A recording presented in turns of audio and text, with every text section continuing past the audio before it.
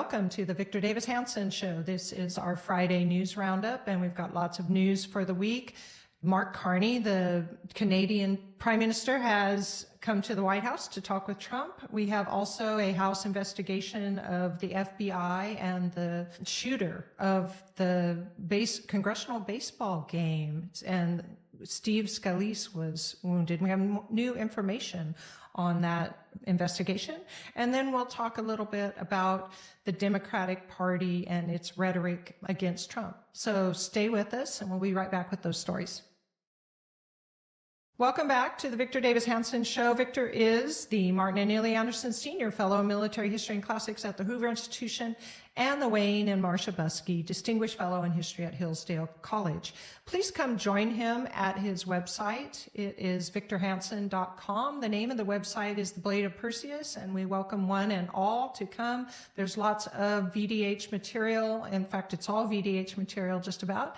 And you can find information on his books. You can read his latest articles, and you can join Ultra to subscribe and get 2 articles a week plus a video at the end of the week. So we have special for our Ultra subscribers.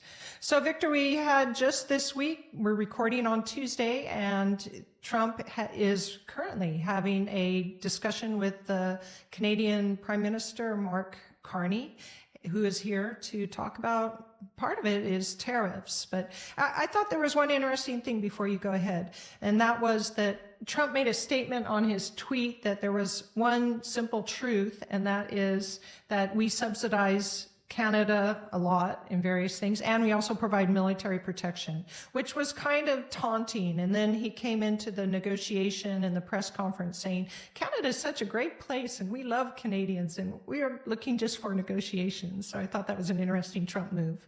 But go ahead. Well, Prime Minister Carney was elected, and he overcame a 20-point deficit from the conservative Poilievre. And he did so by hammering the Trump troll. Trump said to Trudeau, whom he despised, and vice versa, that Canada, since we provide all of its security and its economy is joined at the hip with our, might as well be a 51st state. And he kept trying to troll them. If they were adults, Carney would have said this to the Canadian electorate. Under the provisions of the United States Constitution, Trump knows, we know, the Congress knows, the American people know, that's impossible, because you have to get, as I understand it, as I remember, I'm doing it by memory, 2/3 vote of the Congress, and you have to have 3/4 of the states to bring in a new state. More importantly, the left would never do it because they would feel that would be imperialistic, and the right would never do it because they would not want another California. So there was zero chance, and he knew that. But he wanted to keep going and saying Trump wants to do this and it worked. So now he ran on Trump as an existential enemy that wants to incorporate us, rather than, if he had been a statesman, he could have just said, I like the United States, where Donald Trump knows what he's doing, he's trolling, and he will say that he's not, but don't take him seriously. But he didn't want to do that. Okay, so he did that. And now, what do you do now? Now that you've trashed Trump, you go to Washington. He requested the meeting. Okay, so there's 2 issues. Trump said defense, because that's the strongest issue, and that's why he mentioned it first. In 2014, the 32 NATO nations, 2014, the NATO nations promised the following, that they would spend 2% of their GDP on defense. The Obama administration quickly discovered in its last 2 years that only 4 or 5 of them did it. People, Greece and Poland, and they wouldn't do it. And he called them, in a New York Times interview, free riders. And he was right. So Trump came in and he got angry and he said everything. We might not even have to, and he did the art of the deal trolling. And he got 6 to 8 more do it.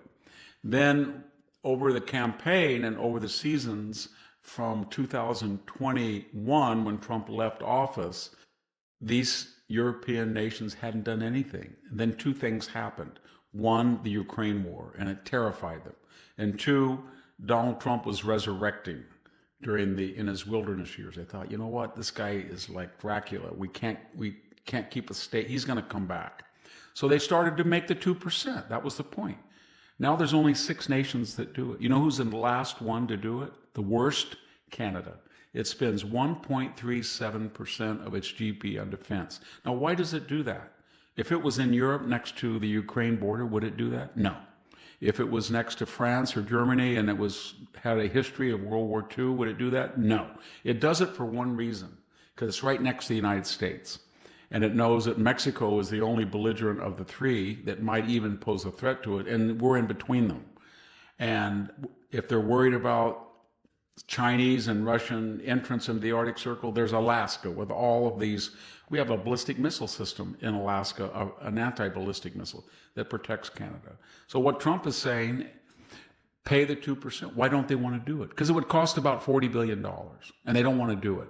So then they said, well, we'll wait till 5 more years.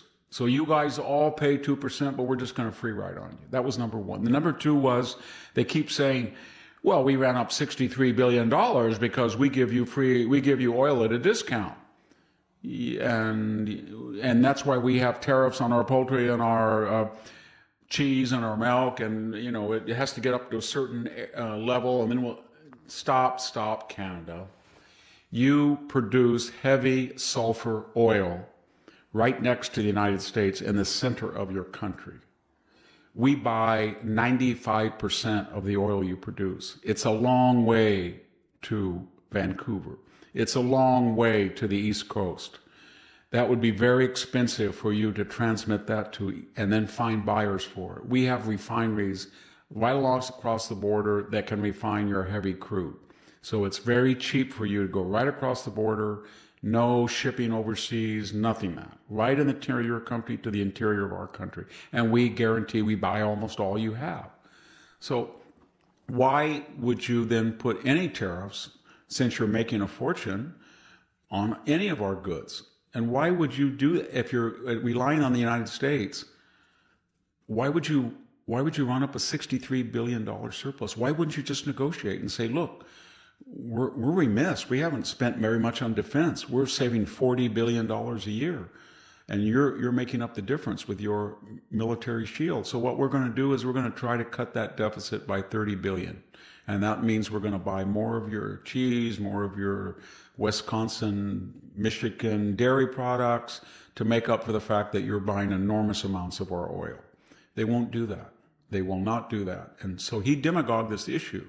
And then the other thing is he knows darn well that Trump was not going to invade Panama, that was part of the deal to get the Chinese out of the canal. And it worked. Rubio went down there as a masterful diplomat, fixed things, and it looks like there's a 50-50 chance that BlackRock will take over the entry and exits of the Panama Canal. Everybody knew he was not going to invade Greenland. He said, what was the point he wanted? He wanted Denmark to put $1 billion in there, and they did. And he wanted more autonomy for Greenland. Maybe they would like to vote their interests, which we support them. And then he was trying to remind the world of 2 things. China and Russia go right through the Arctic Circle, and there's a lot of rich natural resources there. And Greenland is utterly defenseless. And when they get in a jam, they're going to call us. So why don't we just admit it? And that worked. Greenland's on the national coat of arms of the royal family of Denmark, suddenly. So that worked. And then we get to the art of the deal with Canada. And that hasn't worked because Canada has not agreed in a year or 2 to make their 2% investment. And they just feel they have a God-given right because they say, we sell oil to you at a discount. No, you couldn't sell to anybody else at that price. And so he demagogued that issue and he got what he wanted. He got what he wanted. He got elected on nationalism. These awful Yankees to the south, they're going to invade us. They're going to make us our 50. Yeah, that worked, Mr. Carney, but you're an international globalist. You are a citizen, I think, unless you've changed your citizenship, of Ireland, Great Britain, and Canada. You were head of the Bank of England, as well as the Bank of Canada. So you're a globalist, but you got what you wanted, and now you've got a problem. You've got to go over to Donald Trump, and you've got to say, these tariffs will kill us. But you've killed Donald Trump as an image in Canada. I mean, he helped himself, obviously, but you so demonized him and you so fabricated the idea that you might be invaded and be a 51st state when you knew that was not true, and you knew you were running a deficit, and you knew about your defense. What did he not do in that campaign? He didn't say this: fellow Canadians, to defend ourselves from rhetorical attacks from the president, we must be strong. We must next year spend $40 billion more in defense and partner with the United States and meet our NATO requirements. And because we've got a good customer that buys our heavy sulfurous crude interior oil, we're going to try to find things that we can import from the United States to get that surplus, not down to zero, but he didn't do that. And now he's got to do it. And he's going to go and mouth off like he did before he left, and then he's going to go in, and I think Trump is going to say, I'm not interested. And it's too bad, because everybody likes Canada. They don't like us as much as we like them, probably, but they demagogued the issue in a way that they could have handled it. And we knew what Trump was trying to do. He was trying to do a Panama Greenland, get some traction and rectify a situation that should have been rectified 20 years ago. Trump sounded like he would be all in for negotiations. So he was read Art of the Deal and Art of the Combat and Art of the Deal too. I read them all. But you did help me understand why the prime minister kept saying we're an independent nation and kept making references to that. I thought you're not an independent sweetheart. nation. They're not an independent nation if you defined an independent nation as a sovereign nation that is autonomous and can defend itself. You are a sovereign political nation, but your economy depends on the United States of America, and your defense depends on the United States of America. If the United States tomorrow said, you don't like us, we don't like you, you're not part of the nuclear shield, we're not going to defend you, that would be a terrible thing to do. I'm not advocating it. China would be there in 2 seconds to make inroads. So, Victor, let's turn then to a House investigation of the shooting that went on in 2017 at a congressional practice for a congressional game that wounded Steve Scalise. And I think a lot of you remember that. Yeah, and others, too. And others. And the assassin, James Hodgkinson, died, I think, fighting with police at the time. Capitol Police killed him. He was a Bernie Sanders staffer. Yes, and so this is what the investigation found out, that the FBI knew not only that he was targeting Republicans, but that he had a list of Republicans, they had it from his pocket, that he had targeted, and obviously, luckily not any of the other ones had been hurt, but they kept that under wraps all the way through 2021 and actually longer until now. But in 2021, they really didn't want it to get out that there were it's terrorist acts. So they didn't want it to get out into the public when they were investigating January 6th and right-wing. Yeah, it's interesting when you say they, because the FBI director doesn't sneeze unless he calls his boss, who was the attorney general, who doesn't sneeze unless he calls the White House, even though they say there's a firewall between them. At least Eric Holder said there wasn't. He was Obama's wingman. But my point is this, is under Robert Mueller, who did the special investigation, but under James Comey, Andrew McCabe, and Christopher Wray, there was a steady pattern of warping the FBI and making it a partisan body. What do I mean that? James Comey interfered in the 2016 election. He did not ever he said that Hillary Clinton was legally culpable of a felony, but he said no one would ever prosecute it. He let her off, even when she destroyed subpoenaed material and devices. And then he told the President of the United States that he was not under investigation when he had already known that Operation Crossfire. He said he didn't really know about Christopher Steele. Christopher Steele was a paid informant of the FBI. And when Trump fired him, we got Andrew McCabe. He then appeared in the Lisa Page, Peter Strzok text correspondence when it said, don't worry, Andy, we'll take care of it. Andy McCabe was the one supposedly, he said Rod Rosenstein was going to wear a wire, Rod was, and they were going to entrap Donald Trump to show that he was non compos mentis.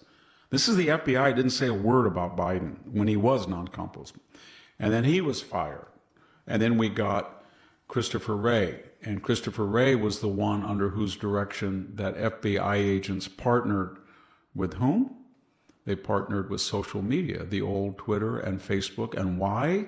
To suppress knowledge of the Hunter Biden laptop, because they did not want that authenticity to be revealed to the electorate. And by the way, when the 51 intelligence authorities said that the Hunter Biden laptop was authentic when they knew it wasn't, and why did they knew it wasn't?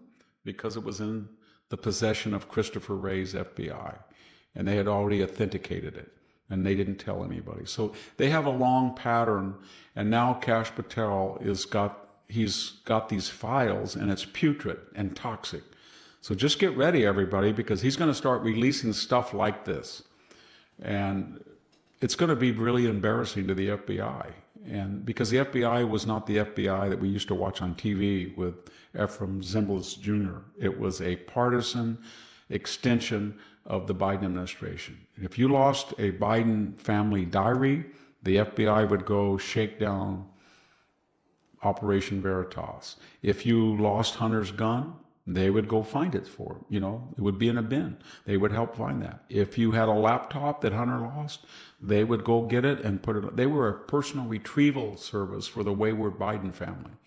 And it's really sad to say that about the FBI, but they're like the universities. If they were smart, they would just shut up. And all the people who were responsible, I think they're firing. And then the rest of the people who are keeping mum, but are probably left of center in the Washington office, they would be very smart just to say that was an aberration and we're now going to be apolitical.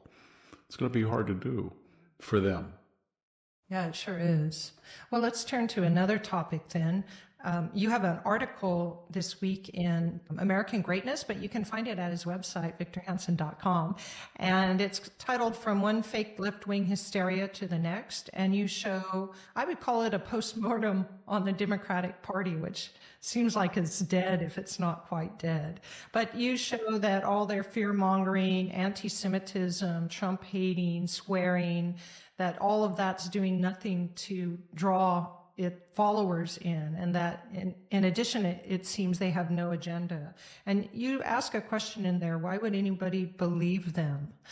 And I thought that was interesting. Well, I was just looking at the 100-day polls. Yeah. I think I mentioned that before. All of them, except for Insider Advantage, Trafalgar, and Rasmussen, that had the best record in the 2024 election. They all said that Donald Trump was anywhere from 42 to 45% unfavorable rating. Yeah. And when asked, do you approve of the 100 days, I think they said 42. So it just, anybody who read any of those polls, and so I just picked the first one. I only picked the NPR PBS Marist poll because they've been defunded lately and they were really outraged. So I just said, okay, I know those people. I remember them in the 2024. I wrote about them because the night before the election, NPR, PBS, their poll came out and said that Kamala Harris would win the election beyond the margin of error, 4-point lead. She lost by 1.5. They were 5.5 points off. And then when you looked at the poll and you compared it with the Washington Post, the New York Times, a lot of people that were conservative pollsters or just observation said 50% of the voters were Trump voters. That's what would happen. They voted for Donald Trump. These polls have them about 35%. These are rigged. So the question I was asking is, there were three themes. Number one, they have no power. Power is described by institutional power. They don't have the White House. They have no executive orders. They do not have the House. They can't impeach Trump, and they can't they can't introduce any legislation.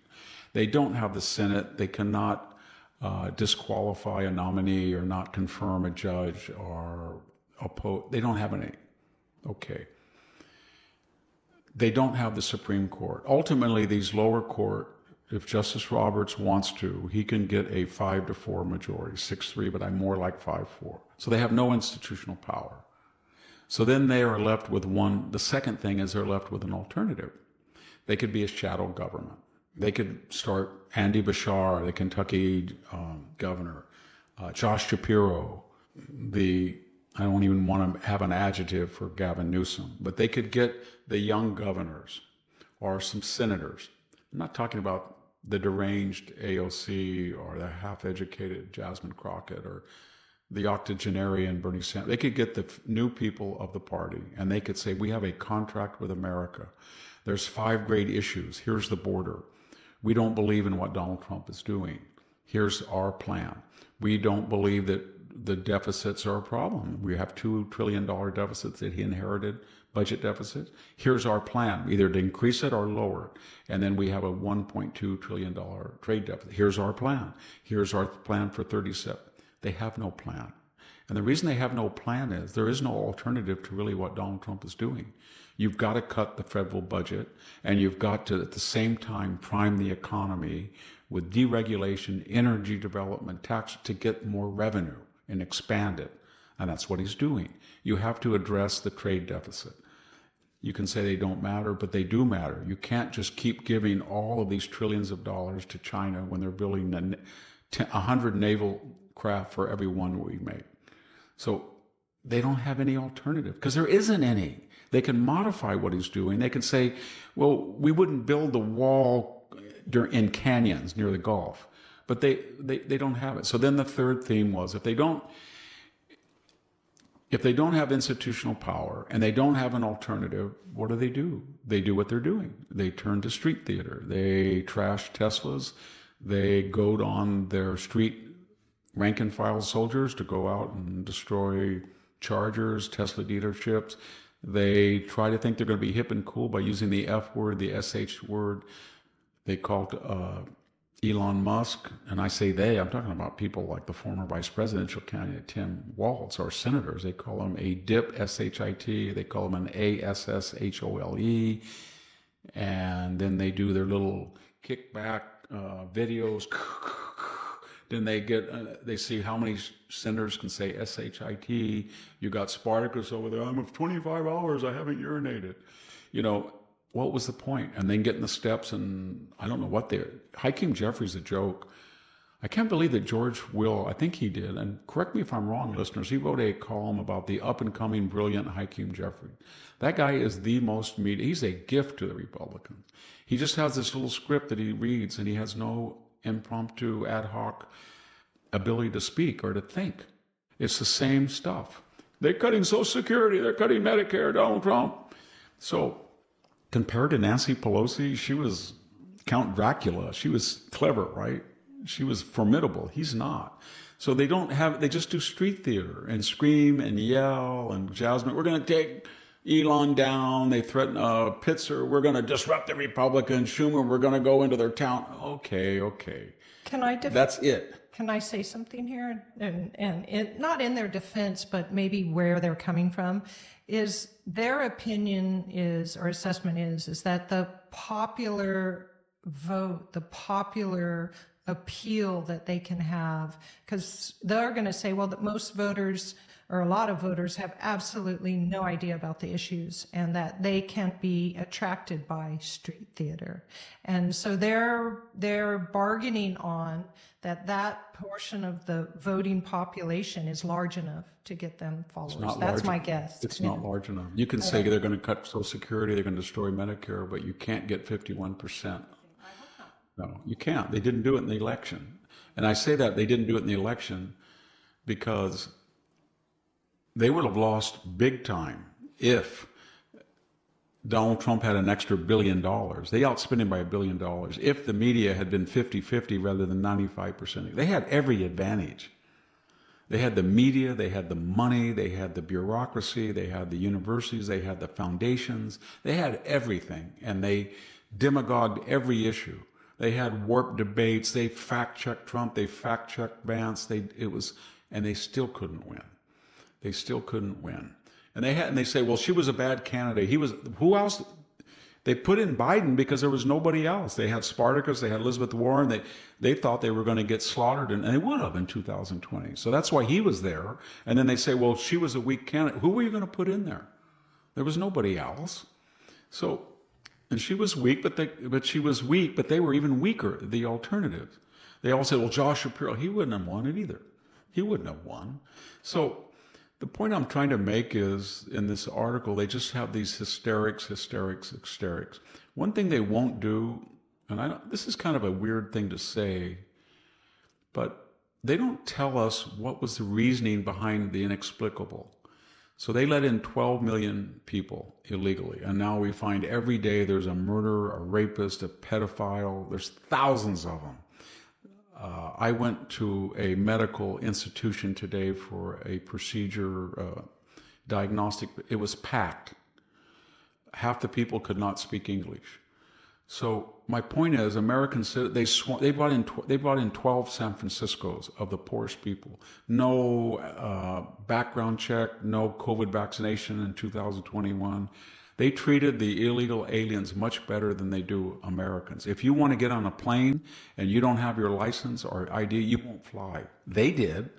If you were in the military and you wouldn't get the Pfizer or Moderna, you're done. Injection. They didn't need it. So why did they do that?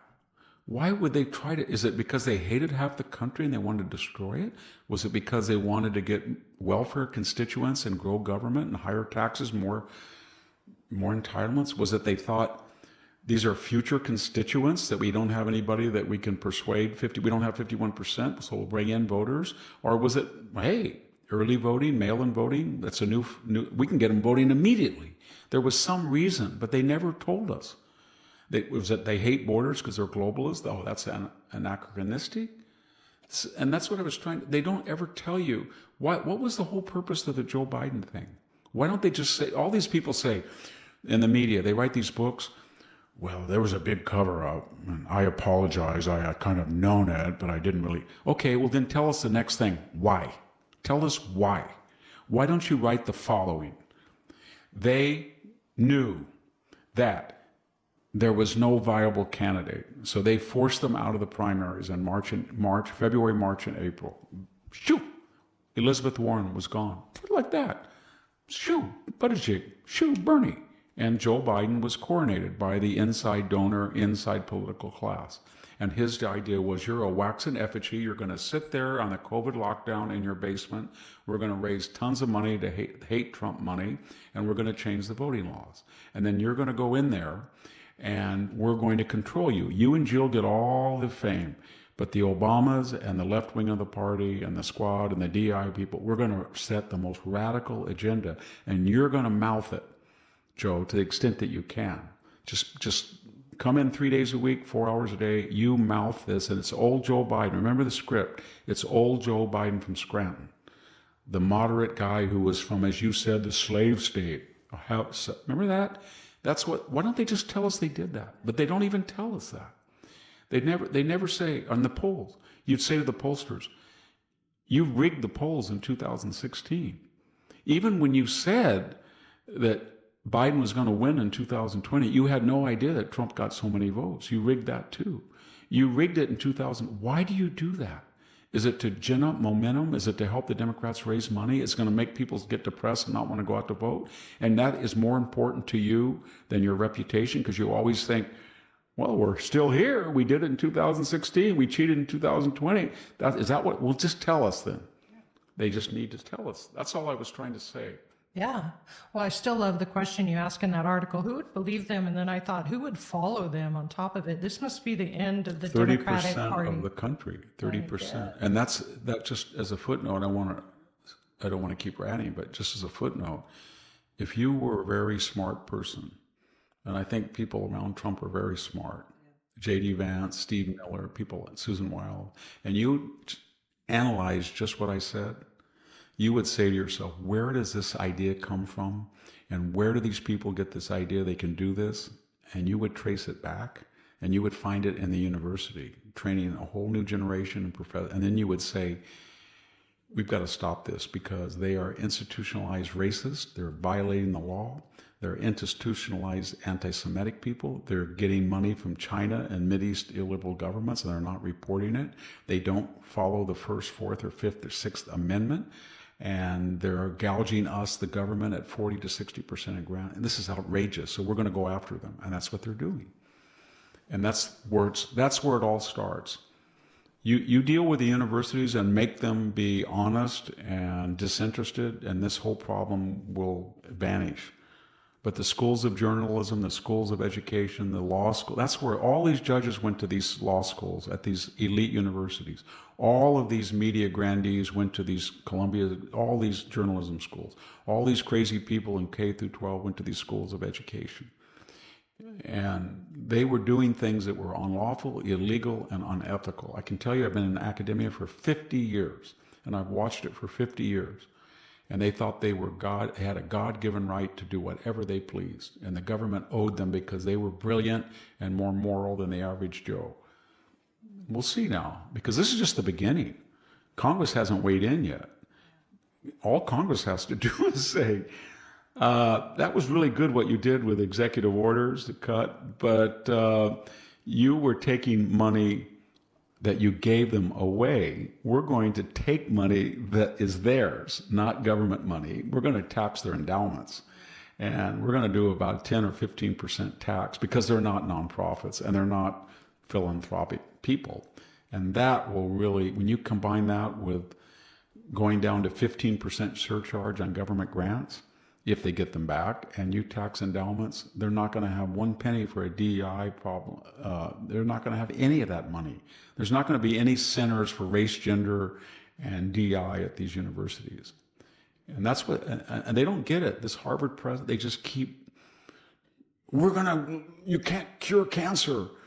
You can't cure cancer. They're going to cut it. No. You've got so much money that you're wasting to try to make social change as you see it. And I think they're going to really lose. On that topic, Harvard, the Department of Education, I believe, is it Department of Education? Yeah. She told Harvard that they should just not apply for any grants because they're not going to get any of them. I thought that was great. Wow. That was just this week, just to our audience. Columbia is laying off hundreds of people because they're worried about their grant. And Columbia has already apprised students from the Middle East that if they go in after they've been warned and protest and get violent and break university rules, they're not going to be allowed to go to class or to graduate. So they're terrified because they know what they're doing. Everybody, I think, understands that. When there's a culpable party and they know what they've been doing and they know that it's unethical, unlawful, and illegal, and they get found out, it's obvious they have no leg to stand on. That's why they're compromising, not because they're nice people or they're lawful people or they're ethical people. It's because they're trying to cut a deal with Donald Trump. They're trying to say, okay, you ask us for 10 reforms, we'll give you 8. And then you give us 80% of the federal money. How's that? And you have to watch them because they don't tell the truth. So they'll go right back and do it again. And what is Stanford didn't sign the letter, my institution? They didn't sign the letter of solidarity, and I think that might be because on their website until a year ago they were bragging that they only let in 9 to 10% white males who make up 35% of the population. And now they're not bragging about it.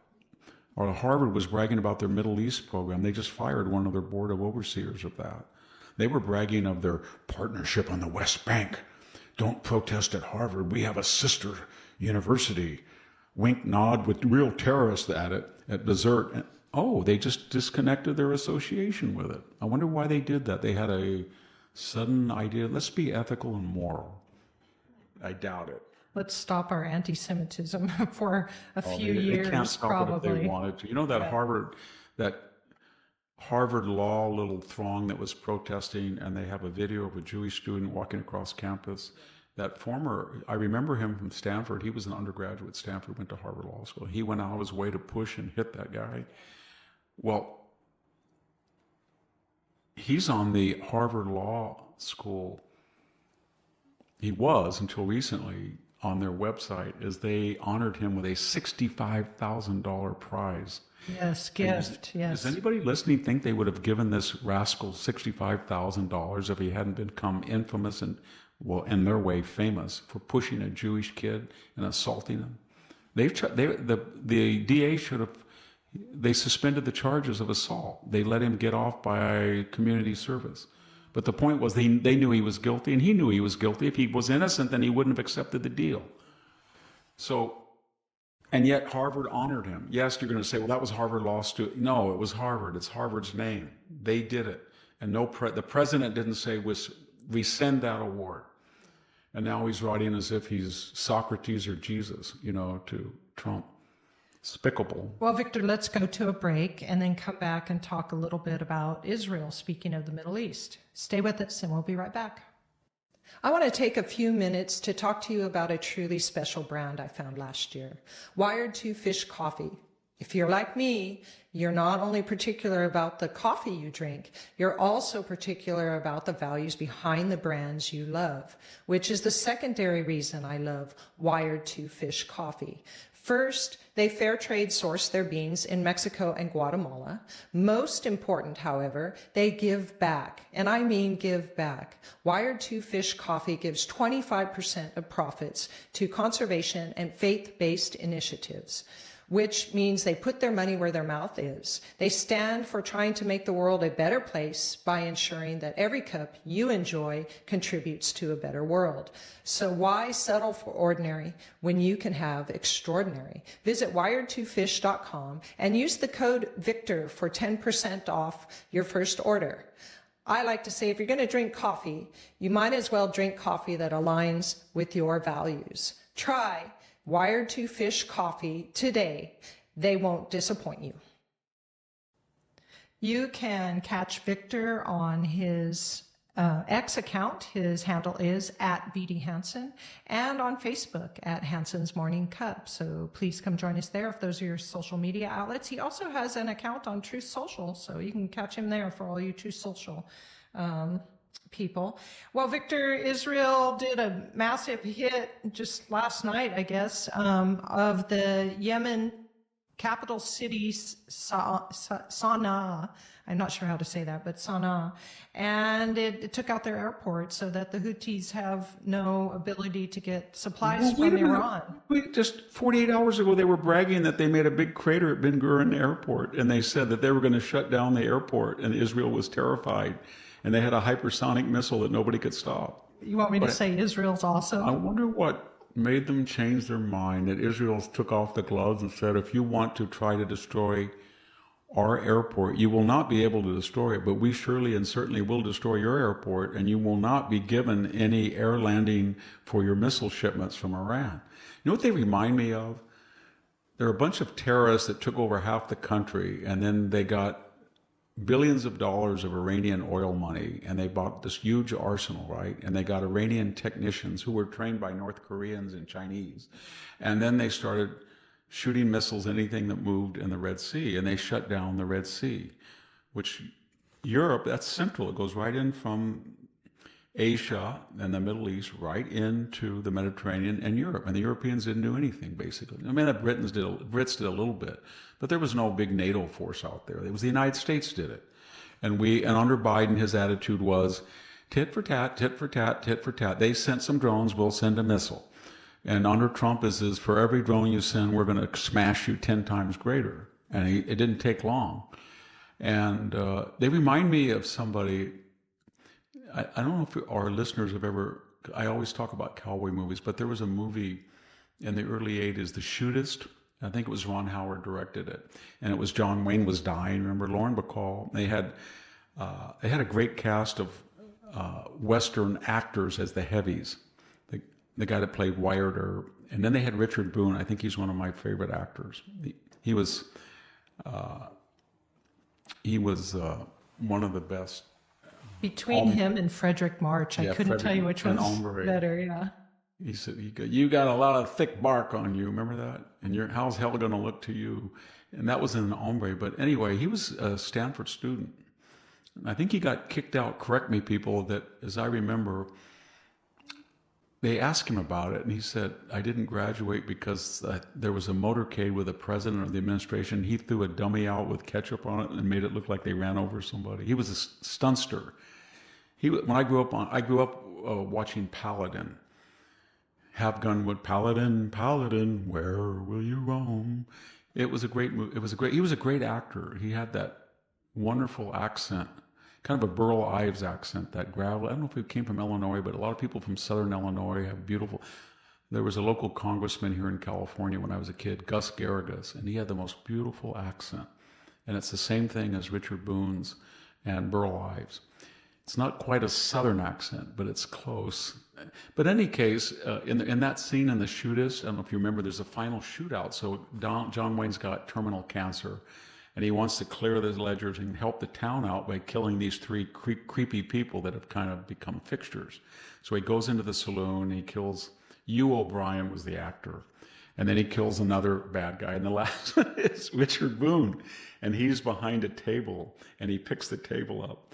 And he runs at John Wayne, and John Wayne calmly blows him to pieces. And he goes, "Take that, take that." You think you want to stop and say, "You're being shot full of holes. You're not winning." But he makes it, "Yeah, I can take that." I thought, these are like the Houthis. They're being shot full of holes. And it's like, take that. You don't have an airport. It's this crazy braggadocio when you're being obliterated. You know, it's so funny. And that's what they're doing. They are the most boastful, arrogant, braggadocious terrorist I've ever seen, and yet have the least clout to back it up. So finally, everybody just say, well, you know, they're like a mosquito, and they bite you and it hurts, and you slap them. But now, when Trump came in, he said, no, they're not like a mosquito. They're like a mosquito that has malaria, because it can lead to stuff. So we're not going to allow it. So then I think they probably just said, what do you need, Netanyahu and Israel? And here's what we're going to do, you're going to do. Let's just trade days. You do it on Monday, we'll do it on Tuesday. And they're going to, if the Houthis were smart, they would stop, because they're going to lose their power generation. They've already lost their port. And when they take out the airfield and the airport, they're not going to be able to get resupplied with terrorist weaponry. Trump claimed they capitulated this morning, I believe. I don't know if There's they no have. such thing in the Middle East among terrorists of capitulation. What they say is just a lie. It's capitulation for a day or two. The only thing they understand, I hate to say it, because I hope the Iran deal works, and I hope Donald Trump can get a deal and we don't have to use violence, but Iran has zero intention, zero, of ever abiding by anything. And they want a nuclear weapon. They may have one already, and they have no intention of giving up. They don't need nuclear power. They have more oil than they could ever use in a century. But they want that to threaten Israel and threaten Europe and threaten Western interests. That's just the way it is. And we could tell Iran tomorrow, do not give any more missiles to the Houthis. And they would say, yes, let's not do it. They just threaten us. They ask an Iranian official, why are you negotiating with Donald Trump? Why people are out on the street organized by you to say death to America and death to Israel? And he said, that's good strategy. That's what we're going to do. We're going to do. And so they have I guess what I'm saying is, when Israel took out all of their air defenses, can you remember one nation that said, we deplore that? I can't think of one. So they're like Richard Boone too. They don't understand that the Iranian government is the most despised government in the world. If you gave China and Russia any little incentive to sell them out, they would take it. If you just said, you know what, we're going to take out all their stuff, and you can go get an oil concession, just steal their oil, do whatever you want. They have no affinity, nobody likes that government. They've killed over 1,000 people, executed 1,000 people. They hate women, they hate homosexuals. They're the most illiberal, awful regime. I don't even know a leftist that likes them. And they have zero credibility in the world stage. If tomorrow Israel and the United States took out their entire nuclear, you would get like 24 hours of the global left saying, oh, this is colonialism, imperialism. And then they'd say, oh my gosh, thank you. I like Trump. All right, Victor. So as a kind of an ancillary to the war going on in Ukraine and Russia's aggression, this week I read that the British, after 20 years, are updating their war plans and their military, because they fear that if Russia did decide to fight against them, they could be taken out by Russia's nuclear weapons. So they are currently updating their war plans with that in mind. Well, they've let their nuclear deterrent, like all Western countries, stagnate. They have, I think, somewhere around 200 to 300 nuclear weapons. And that was always in all the arms talks of the Cold War. Russia always tried to include their arsenal, and the French arsenal was about the same size, and then add it on to the United States. So they would tell the United States, we in Russia, Soviet Union should have 7,000 nukes, and you should have 6,500 because you've got 500 or so with your allies. And we would always say, de Gaulle got out of NATO. We don't know what they're going to do. They're independent sovereign nations. That's like us making you count China, you know what I mean? Or India, who was closer to the Soviet Union than we were in the Cold War. So, but the point was they always were telling Russia that you may have 5,000, but you cannot stop us. If you want to destroy us, we have enough nuclear weapons to take out all of your, all of your major cities and industrial. So I think that's what and that's deterrence. If you think it's a credible threat, so they want to update their nuclear force and reiterate what they would do if they were, and that is in response to a lot of Russian generals, media people, crazy Russian blogger, they all have been picking on Britain because Britain has been very muscular about helping Ukraine. When that blow up with Zelensky, Sturmer said, we're going to send 40,000, the British are going to lead the way. And then his military said, it can't be over 4,000 or 5,000 people. We just don't have them. And so Russia knows that, so they like to pick on France and Britain because they think they're going to drive a wedge with us, and they're not under our nuclear shield. They are under NATO's protocols. But it's just a wise thing to be quiet and carry a club and not to be loud and carry a stick. So Europe should wise up and stop talking about 50,000 people going alone without the United States. We don't need a backup. All that bragging is a sign of insecurity and inferiority. They need the United States. They need to work with us. If they want to defend Ukraine, Ukraine's got a great army now. If they want to defend, they can supply it to, they have 500 million people in Europe, and they have a combined GDP in the EU that's about, I don't know, 70% of ours. It's pretty big. They can do what they want. They have the wherewithal to protect them, and we can back them up. We can say we'll use our C-17s and C-5s and transport all you want. And if you guys get overrun, we'll have a last redoubt with our air power. We will not go into Russia, but we will make sure Russians don't go across here. And they'll say, well, why would you do that? Well, we killed the Wagner group, didn't we? Those were Russians. They attacked us, and we told Putin they're going to be obliterated, and we did. So we have credibility if we want. Well, Victor, before we go to break, I just have one small question. It's kind of from a week ago. I think Trump endorsed, well, I guess it's an endorsement. He said Vance and Rubio will be good candidates for the 2028 election. And 20 others. Did he say and 20 others? Anyway, he did mention them. And I was wondering, do you have any predictions on the election of 2028 or any ideas right now? Not to hold you to that. There has been a main theme among the left, and it goes like this. There is no MAGA without Trump. Ha ha ha. Finally, he's gone. He's gone. He's gone. He's gone. He's a lame duck. There cannot be a MAGA movement. Look at the Tea Party. It had no leader. And the Tea Party was the forerunner of MAGA along with it.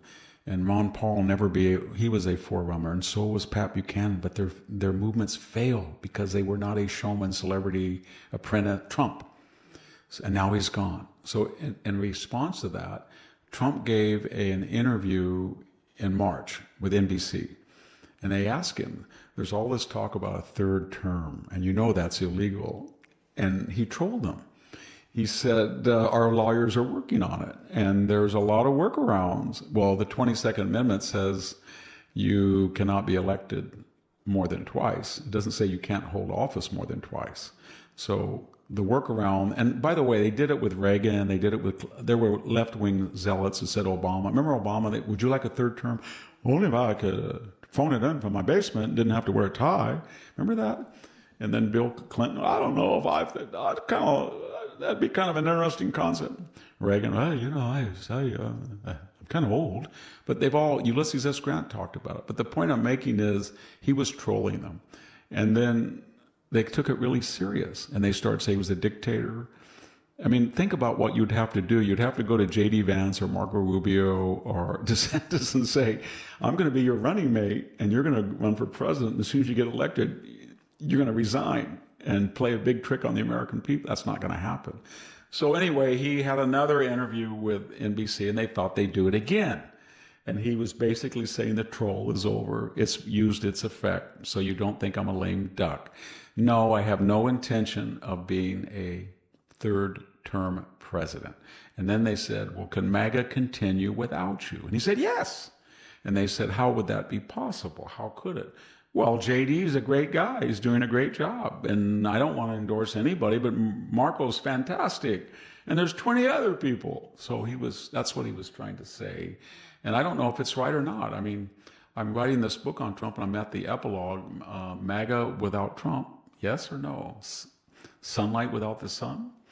It's an interesting question, because you look at some polls and the MAGA agenda outpolls Trump. And then everybody says you don't need Trump. But then we look at the DeSantis candidate. He was MAGA to the core. And he couldn't win. Yes. Part of that was the lawfare that gave empathy to Trump. But so you can look at different ways. I have a feeling that it's so institutionalized, MAGA now, and it's been so successful.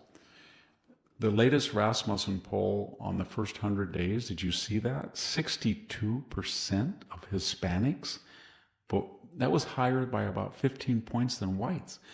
39% blacks. He has succeeded, even after the election, in creating a nationalist workers' populist party. And they're worried about price of gas, they're worried about jobs, they're worried about crime, they're worried about illegal immigration. They, meaning white, black, and brown. And they don't like I guess they don't like Jasmine Crockett. They don't like Gavin Newsom. They don't like Representative Garcia. They don't like any of those people. They're bi-coastal elites that don't appeal to the bread and butter. They don't care about the stock market. You know what I mean? Joe Billy Bob Smith, the elite make fun of on a forklift in Dayton, he doesn't care about. I mean, he might have a 401k, but he's one of the 50% of Americans that have 1% of the market capitalization of the stock market. Wall Street Journal always says, well, there's 70% of the people now are stockholders. Yeah, that doesn't mean anything. It's the market capitalization, the value. 93% of the value is in 10%. That's the neurotic, narcissistic, paranoid class that almost put us in a recession, going crazy in March, right? We've lost $10 billion because we have a God-given right that whenever the market got at a high point at 44,000, right after Trump was in office, that is our benchmark, and we deserve every penny. We don't want to lose one penny. Good luck with that. Well, Victor, let's go ahead and go to a break, and then we'll come back and talk a little bit about court cases that are going Trump's way. Stay with us, and we'll be right back. If you're a homeowner, you need to listen to this. When's the last time you checked on your home title? That's the legal proof that you own your house. If you're like me, the answer to that is never. The problem is, in today's AI and cyber world, scammers are stealing home titles, and your equity is the target. Here's how it works. Criminals forge your signature on one document, use a fake notary stamp, pay a small fee with your county, and boom! Your home title has been transferred out of your name. Then they take out loans using your equity, or even sell your property. You won't even know it's happening until you get collection or foreclosure notices. That's why you need to stop what you're doing today and find out if you're already a victim. Go to HometitleLock.com/Victor to make sure your title is still in your name. And you'll also get a free title history report, plus a free 14-day trial of their $1 million triple lock protection. That's 24/7 monitoring of your title, urgent alerts to any changes, and if fraud should happen, they'll spend up to $1 million to fix it. That's HometitleLock.com/Victor. And we'd like to thank Home Title Lock for sponsoring the Victor Davis Hanson Show. Welcome back to the Victor Davis Hanson Show. Don't forget to try to catch Victor on video at his YouTube channel, and he is also on Rumble and Spotify. And on Spotify, we called it the Victor Davis Hanson podcast on Spotify, so we could distinguish it from other things that had Victor's name on it. So just so everybody knows, that's where you're going to find the video podcast. Victor, Trump has had court cases this week that he has won. The Supreme Court of the United States has put a stay on a lower court's trying to stop Trump from banning transgendered people in the military, which means that Trump can continue with his executive order. And just before you say anything, the DC District Court of Appeals has, Circuit Court has ruled to stay lower courts who have tried to interrupt Trump's That was in activities. Washington. It was pretty liberal, too. Yeah, and so the courts have gone a lot his way, which I'm really happy with. I don't think there's 750 or so district, the lowest level of federal courts. None of this is in the Constitution, by the way. It just says there should be a Supreme Court. And there's about 400 left-wingers from Biden and Clinton and Obama. And they're cherry-picked to stop Trump. There's been more lawsuits in the first 100 days than 4 years of Biden. But the problem that the left doesn't see is that if you're a district court of if you're a circuit court, and that's the mid-level appeal of any persuasion, you're letting these subordinates of yours just take over and run the country. And you are being nullified. You are being embarrassed. Unless you want to get in and reverse a pro-Trump decision. So that's one thing to think of, that the circuit courts are thinking that these people are all publicity hounds, performance aren't, grift, and this can't go on. And then the Supreme Court, in a few decisions, has told the circuit courts, if this goes on, we don't have a country, because this is just insane. And there was a president, I think his name was Barack Obama, says, I have a phone and pen, and if the Congress doesn't want to do what I want to do, I'm just going to do executive orders. That's what I'm going to do. And remember that? He bragged about it. And he issued a lot of them. Not as much as Bill Clinton, but the point I'm making is that this was started long before Trump, executive orders, and this is not a way to run a country, to weaponize the judicial system after it's got its reputation destroyed by justices like Judge Merchan, Justice Engoron, and all of those partisans in the Fannie Willis, Letitia James, Alvin Bragg, Jack Smith fiascos. They have a terrible reputation. I said, my mother was a state appeals court judge. She would have been horrified to watch this. The judges used to be highly respected and disinterested. I remember I was at a reception once with my mother, and somebody came up, a very liberal person. My mother was a Democrat, and said, "You did not hear this appeal." It was kind of like a child molester, and he was on appeal. He wanted out. She said, "I don't discuss court. This isn't proper for me at a reception to come up." But then she also said, I look at the evidence, I look at the photographs, I look at the testimonies, and I rule accordingly. If you don't like it, that's your prerogative, but don't try to intimidate me. But her point was that that's what justices are supposed to do. If they're liberal, they sometimes have to be as conservative as other justices if the evidence warrants it. And same thing with conservative judges, but not now. Not now. The other thing is, I'm not going to mention names, but I know both of them, I like both of them, but there's a lot of high-level Republican jurist attorneys, very powerful, very well-known, both in the media and then top law firms that are joining the left and attacking Trump. And it's a very effective strategy because you have conservative lawyers at the ground level, and then you have conservative legal pundits at the intellectual or, media level. And my only question to them is, getting back to a reductionist argument, as I understand what they're doing, I don't remember them either writing about how horrible it was that Joe Biden destroyed immigration law, destroyed the border, destroyed the concept of a border patrol, all illegal.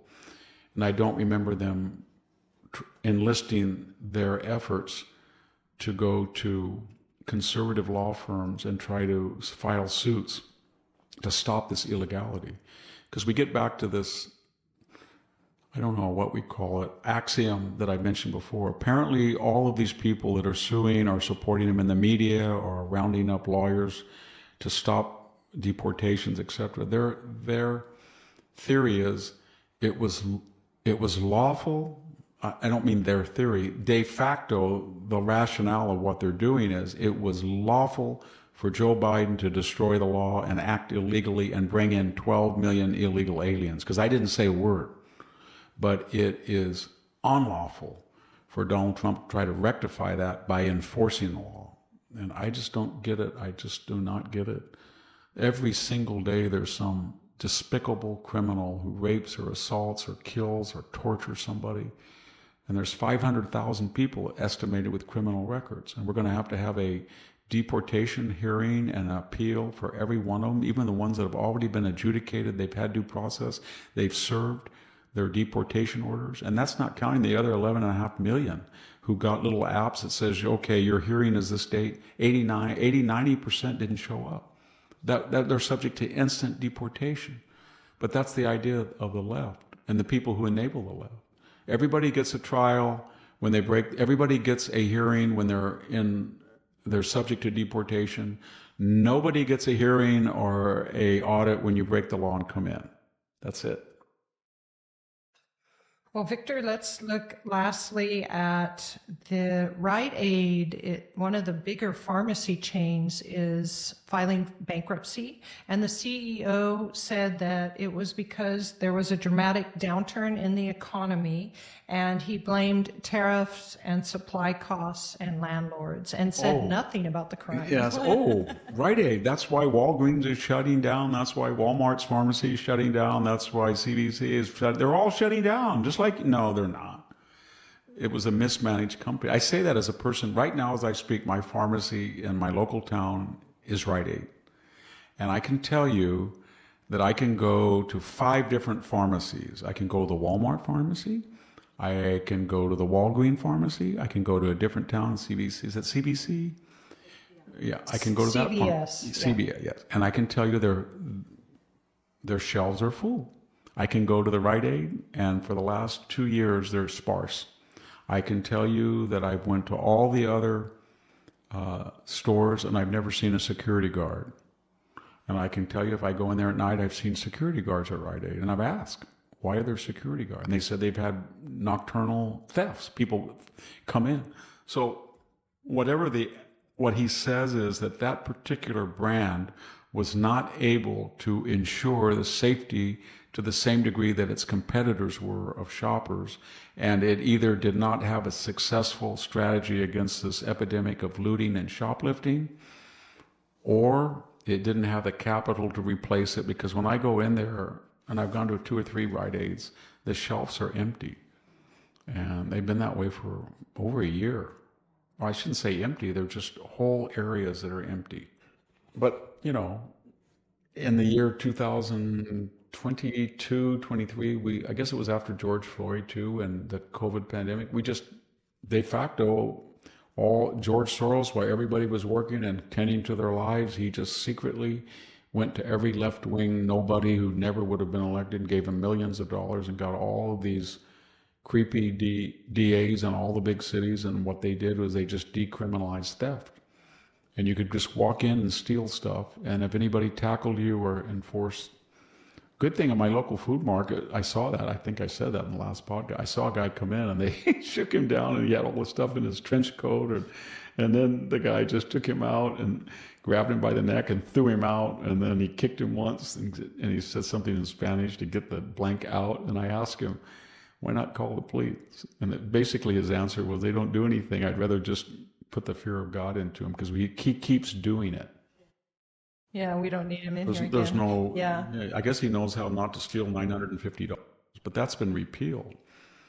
Yeah, he doesn't. That's the surprising thing. The CEO didn't mention the increased costs that were incurred by theft and by having to police their own stores. That's a tenet of the left, that they never care about the majority of people who suffer. They always, from a safe distance, empathize with the victimizer. They always say, oh, we shouldn't put him in jail. Oh, he didn't really mean to steal. They never say, oh, that person can't afford toothpaste now. He can't find his allergy medicine because it's locked up. Or he's just scared to walk into the store because these people, nobody ever cares about that. Or he's got to sidestep excrement or needles. We can't just put this guy we can't just take, 500 acres and make clean tents and little buildings and have it policed and have health care and make a little mini homeless city, because they should have freedom of choice to inject and defecate and urinate and fornicate. That's what they do. Yeah, I know the way you put it, and it makes it very clear.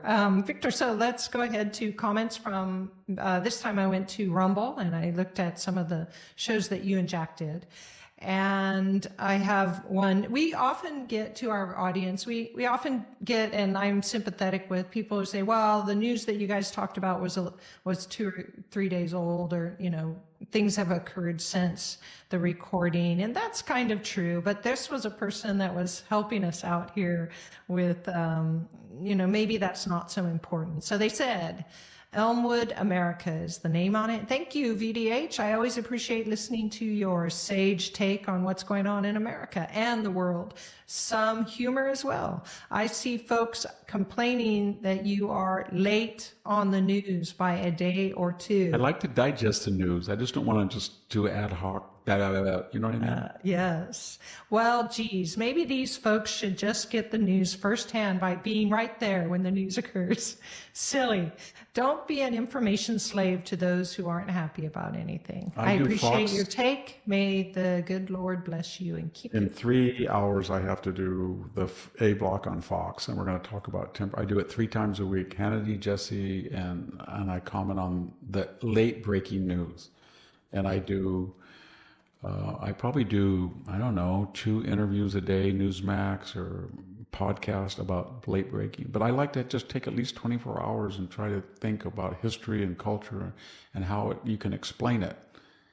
And I'm not, there are other podcasts that talk, in real time about this is late breaking. I guess we could put those little chevrons at the bottom. Is that the word for it? Little late breaking news. We could have a Victor, not a Fox News Bulletin, Victor News Ticker Bulletin. tape or something. Did it? Late VDH News Bulletin.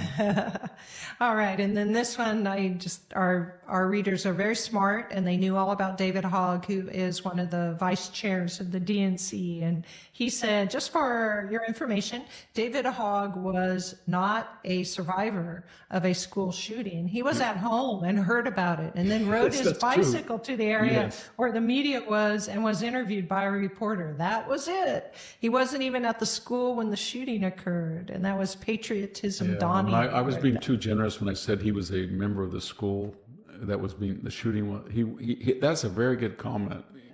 And that he got on Fox and everything, and in a nanosecond connected the shooting with gun control, and then he became a hero of the left. They let him in at Harvard for that. Speaking of Harvard, as we did earlier. And so if he had bicycled to school and he'd said, this could be prevented if we had 7 teachers with guns that knew how to use them, you think Harvard would let him in? No, he could have had a perfect SAT and an AP 4.7, and they wouldn't let him in. That's why I just laugh at all these academics when they give these sober and judicial. This is a very grave concern, and it questions the very vitality of the higher education system and the ability of our educational campuses and resources to produce first-rate quality research in science and physics, so essential to the economy and the future of the... Nah, we're not going to listen to you. You lied to us too many times. We know what you're going to do. You're going to say, yes, we're going to ban masks because that disguises and gives anonymity to criminals, and they're going to go back to the faculty and senate and say, I didn't mean it. That's basically what the interim Columbia president said.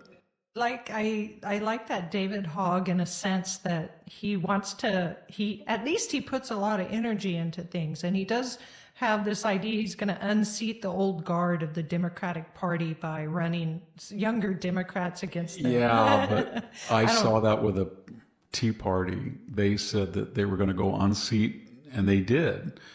And then the candidates, take Susan Collins, right? She's the senator from Maine. She's an institution. She's not a reliable vote on confirmation. I'd say she's 75% conservative. But why would you want to primary her and say she's not a conservative? Because that's as conservative as you can get in Maine. And she's beloved in Maine, and she will deliver 75% conservative votes. And if you want 25% purity, you're going to get nobody, is my point. I don't know if that's true of somebody I'm not particularly fond of, Lisa Murkowski, the Alaska senator, but she probably votes 70%, 60% conservative. So if you want, I mean, there's a reason why these old institutionalized people that David Hogg doesn't like keep getting elected, because they're in purple states and they deliver the bacon to special interest groups, and they're probably 70%, 80% assured Democratic vote.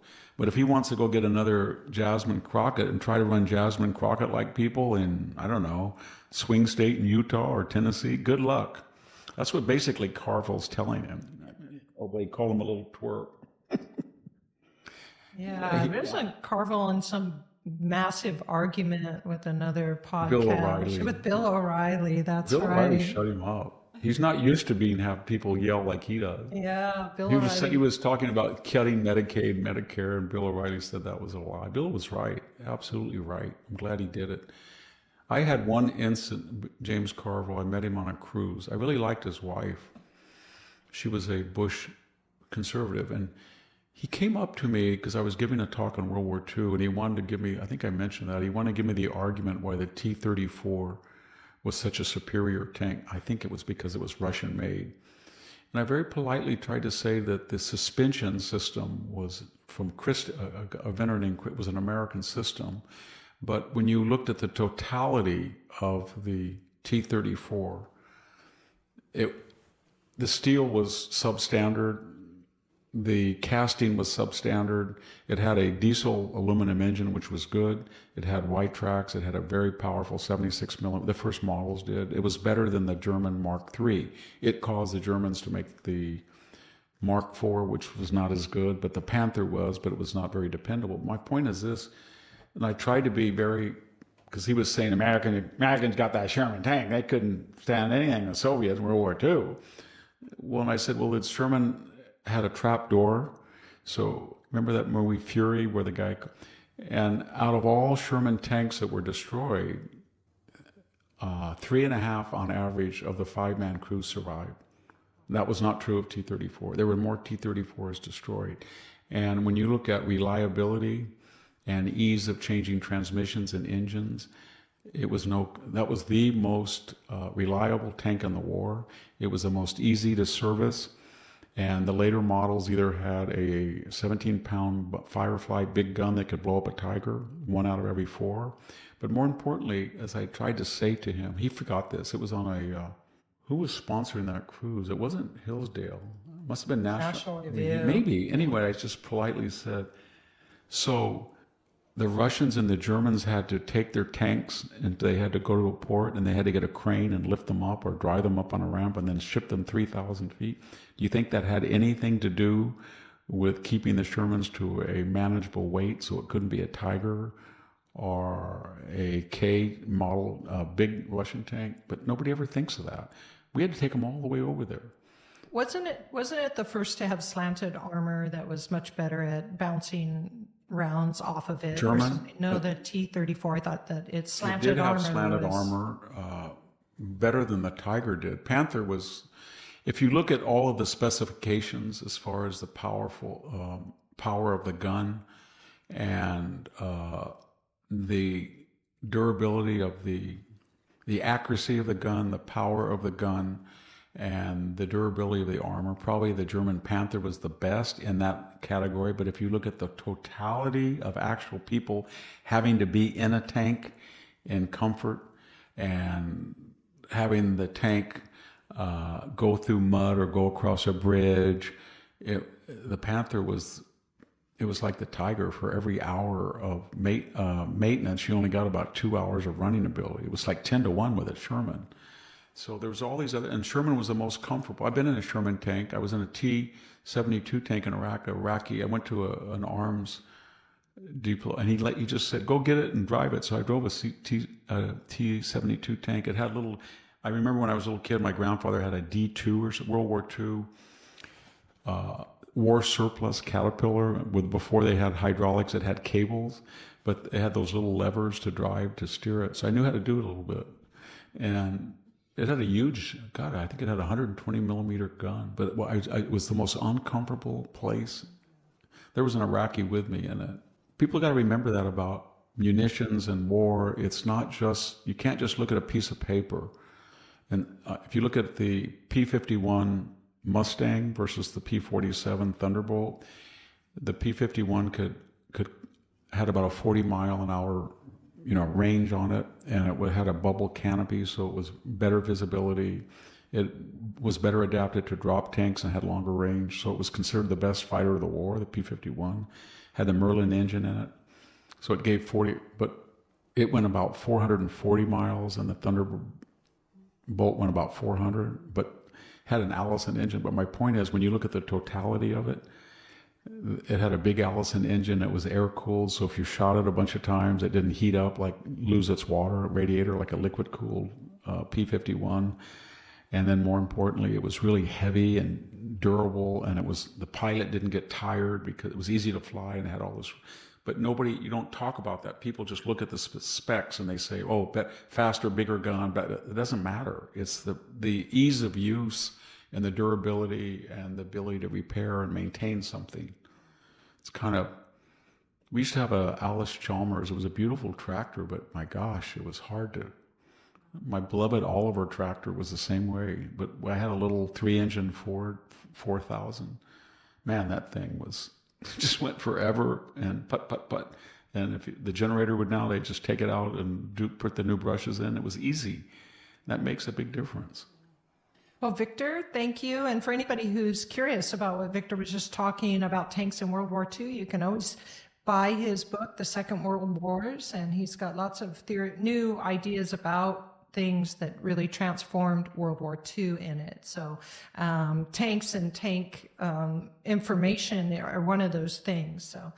So buy Victor's Second World Wars. And thank you for joining us for this episode of the Friday News Roundup. And thank you, Victor, for everything. Thank you, everybody. And thank you for listening and viewing. And we'll see you next time with another installment on World War II. Yes, and that will be our Saturday episode. So please join us on Saturday as well. This is Sammy Wink and Victor Davis Hanson, and we're signing off.